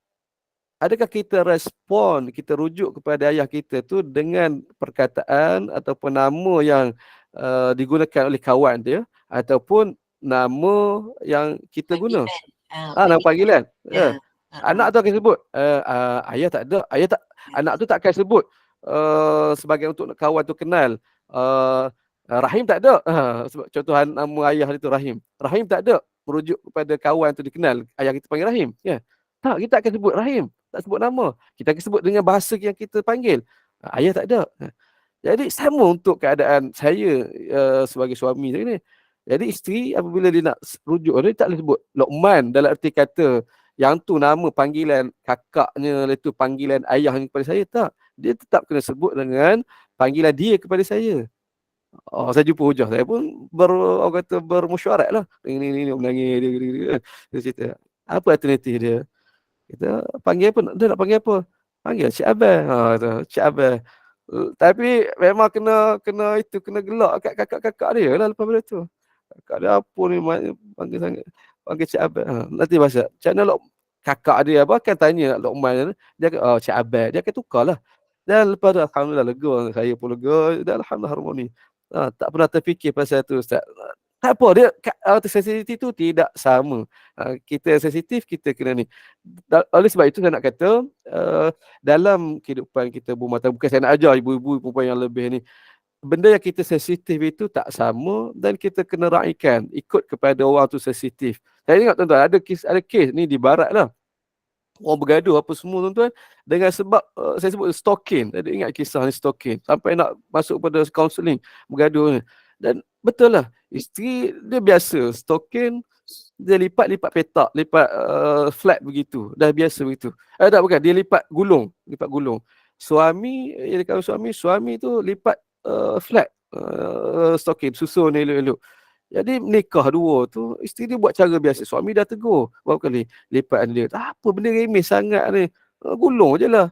Stalking. Tapi suami kita 2-3 kali nasihat, apa tak jalan juga. Sampai bawa nak bercerai. Isu dia bawa dia kata isteri dia tak hormat dia, tak ni sebab atau kes token, kes ni. Ada orang sebut lagi dalam kes yang sama ni toothpaste. Yes. Ya? Ubat gigi, ubat gigi. Oh, ubat gigi. Kalau Seorang suami tekan tu kat hujung, seorang tekan kat belakang. jadi ya Allah, kita dalam hal ini kita kena raikan sensitiviti pasangan kita. Jangan kata aku biasa je. Tak, kita raikan tu lebih harmoni. Wallahu a'lam. Kecil nak dibesar-besarkan. Dah berumur bahasakan apa usul-usulkan apa suami. Betul. Tuan-tuan, sekadar itulah saja, maaf saya. Kata kongsi kadang benda tak patut, tapi lah untuk meluaskan perbincangan insya-Allah. Saya sekali lagi saya berhenti setakat ini saja. Wallahu a'lam. Kalau nak tanya satu tak boleh? Boleh, tafadhali. Kalau macam bila kita tengah marah kan, tapi kita tak nak cakap kasar dengan dia, cuma bila dia tanya kita tu, kita nak tunjukkan kita balas dengan cara sinis. Okey tak? Kita buat lawak yang tak slapstick ke, kita macam sinis lah, kita sindir ke, macam apa, sarkastik ke macam tu, boleh tak? Kan kena back kat suami balik, dia selesa tak? Betul. Boleh bincang-bincang soalan ni, dia tidak ada orang kata ni, cuma saya kena kita bercakap dari segi hukum lah. Saya kalau respon daripada saya mestilah kena ada sandaran apapun dari segi teknik, benda patut tu kita bincang dengan apa sahabat-sahabat yang ada kat sini lah. Kalau saya melihat begini, puan-puan rahmatullah, apa pun yang kita buat tadi, apa matlamat dia, adakah yang kita buat itu akan sekadar luahkan perasaan kita, rasa kita puas hati, ataupun dia membawa kebaikan. Kita tengok pada akhlak Nabi SAW tadi, Nabi mengukir tadi, dan matlamat Nabi itu untuk baiki keadaan. Lepas tengok macam mana saya selamatkan awak, walhal tadi punyalah Sayyidina Aisyah marah. Kalau itu Nabi akan, kalau maksud Nabi nak biar, nak balas dendam dalam masa tu, hati silakan. Silakan kalau gitu. Tengok tu awak salah, awak ayah awak marah kat awak. Itu kalau kita nak balas. Nabi tidak begitu. Nabi jangan pula untuk baiki keadaan. Jadi kembali kepada soalan, apa pun reaksi kita, respon kita, kalau dia tu kita rasa dia sifat dia, fungsi dia membaiki keadaan yang lebih baik daripada kat ni, boleh. Kalau lah dia menyebabkan orang lagi berapi lagi ni, yang tu tak betul lah. Jadi itu saya respon berdasarkan nas yang ada. Wallahu a'lam. Jelas ke puan dia tanya? Sikit sebelum Terima kasih Ustaz. tak ada kesimpulan daripada semua yang Ustaz bacakan hadis hari ni. Back balik, perempuan dia tetap dengan emosi dia, dan sebenarnya suami yang kena main peranan, Ustaz kan, kena sabarnya, dan Rasulullah tunjuk contoh yang terbaik lah. Benda ni pada saya pertama komunikasi dan perkongsian, macam Ustaz pun bagi contoh diri Ustaz tadi, sampai Ustaz bertahun cari jalan, kena muzakarah juga, kena luahkan kan, untuk cari jalan penyelesaian. Sebabnya kegagalan yang berlaku dalam hubungan ni bila tak meluahkan yang perempuan pula duduk dalam side dia, perempuan ni dia akan kata dia betul, especially kalau emosi marah dia tak dipujuk, dia akan jadi rentetannya panjang kan, susah nak selesai. Tapi peranan Rasulullah kat sini, sabar tu keyword terbesar, dan pada saya cara Rasulullah twist balik, dia tak menyalahkan pun. Macam tadi lah Ustaz kata, dia tak ambil pun point kata tengok bapak kau pun salahkan kau kan, kau cakap tinggi aku tak betul. Tak, Rasulullah tak guna pun tentang kelebihan dia dibela oleh Sayyidina Abu Bakar tu. Tapi dia cuma sikit je tengok dia dah selamatkan daripada seorang lelaki kan. Maknanya dia tunjuk caring, sayang tu juga. Tu kat situ kelebihan lah. Komunikasi penting lah Ustaz dalam hubungan sebenarnya. Betul. Allahuakbar. Oh, pada saya pula, kadang orang perempuan ni bukannya dia rasa diri dia betul saja. Kadang dia tak tahu yang dia tu salah dan dia perlu diperbetulkan. Dia disuruh fikir sendiri kadang. Allah. Perempuan nak belayan kan. Kat situlah peranan lelaki nak tackle wife dia balik. InsyaAllah. Ada perkongsian lain? Ada lagi? Ustaz, bermasam muka tu pun tak boleh kan Ustaz? Sebenarnya. Dengan suami, ya Allah. Memang Aduh. sebenarnya memang tak boleh lah, tapi berlaku tak tu akan terberlaku tak berlaku Memang sebab berlaku. Kalau rumah Nabi pun berlaku hal itu kan. Dan tengok Nabi apabila dia berlaku apa yang Nabi buat kan. Nabi tidak ungkit tak boleh haram, tak, Nabi tak patah balik, tapi macam mana Nabi lalui benda itu, Nabi urus keadaan ketika itu yang selalu kita kena ingatkan. Dan ini antara kesalahan apabila suami ke baik isteri ke, kalau kes suami lah berlakukan ini, dia nak patah balik. Awak ni derhaka, patut awak tak boleh. Memang isteri pun tahu tak boleh, tapi keadaan tu dah berlaku. Sikap kita untuk nak handle the current situation, situasi ketika itu, yang ni penting. Perkara satu lagi untuk saya rasa kena kongsikan ialah apabila kita baca tentang rumah tangga Nabi apa semua ni, saya bukan pakar rumah tangga, bukan, jauh sekali. Tak, ini pun kebetulan kajian saya tentang Rasulullah, kajian saya tentang rumah tangga Rasulullah. Rasulullah sebagai teladan terbaik yang lengkap untuk suami isteri, untuk semua manusia. Jadi yang salah, saya tengok salah, ada orang beli baca macam elok ni semua kena kat suami aku ni, aku nak suami aku baca. Dia melihat ni keadaan isteri mengharapkan suami tu berubah, suami tu baca tiru Nabi SAW. Betul yang terbaiknya.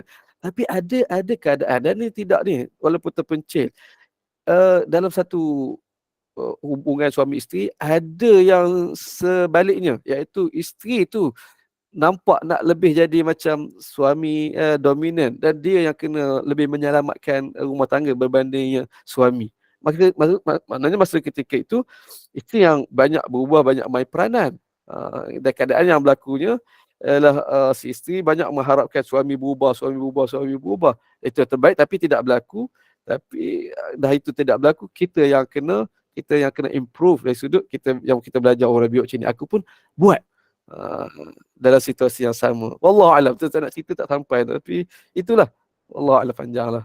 Ustaz, ada satu kesilapan besar perempuan. Dia merajuk, dipujuk, dia lagi merajuk. Habis. Oh gitu. Memang macam tu Jual Kadang-kadang. mahal. Kadang-kadang kesilapan kat situ. Suami dah pujuk tapi dia pergi jual mahal. Lalu macam suami pun ambil action. Malah dah lah. Salah sendiri lah kan. Tahu. Menarik satu sudut psikologi. Sebab yang ni memang saya cuba perbaiki diri lah Ustaz. ya.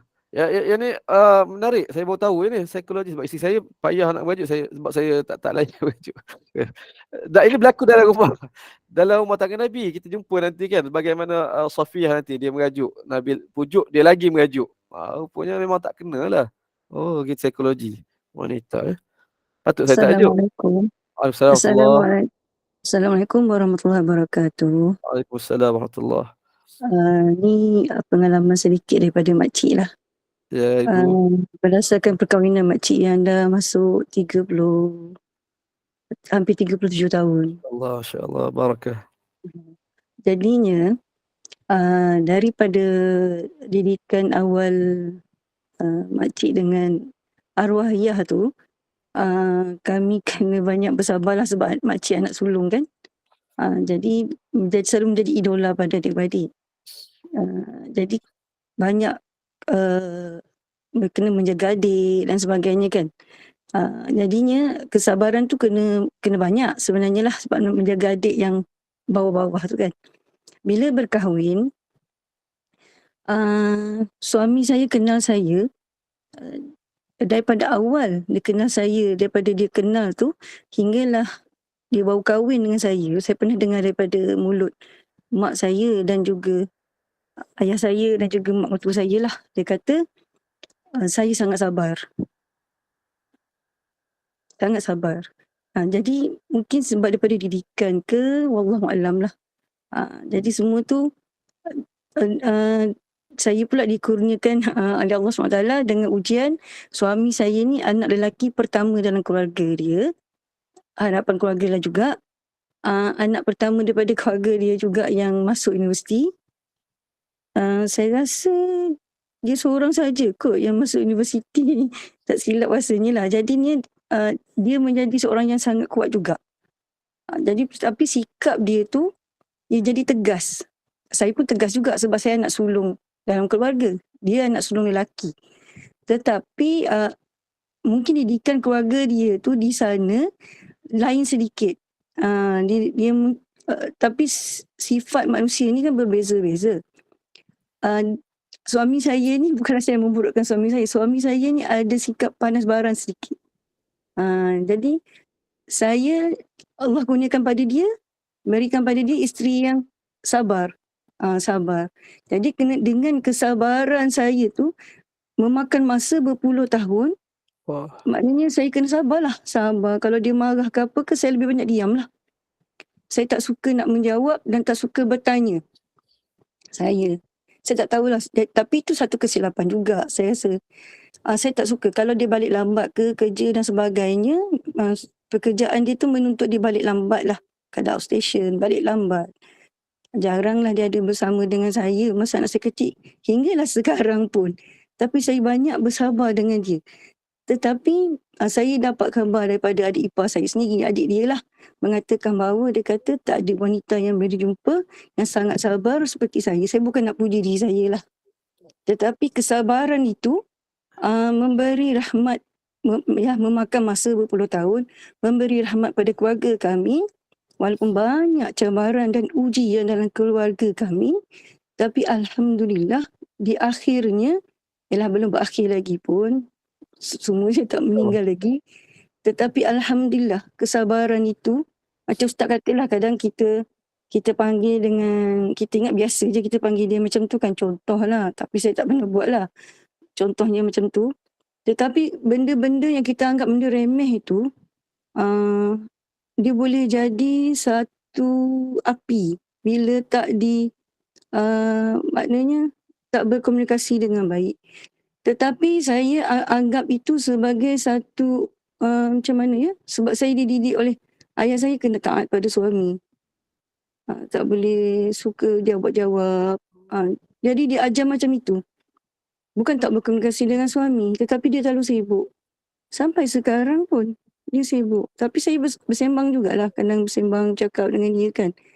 Tetapi bila dah tua-tua ni, dah ada cucu, semua kan. Kalau dulu kalau saya marah, saya tulis. Saya suka menulis. Bagilah kertas dan tulis. Sebab nak mengelakkan, tak tahu macam mana cara kita nak luahkan perasaan kita kan. Tapi sekali-sekala lah, bukan selalu. Sebab saya pasti suami saya pun tak baca semua. Sebab dia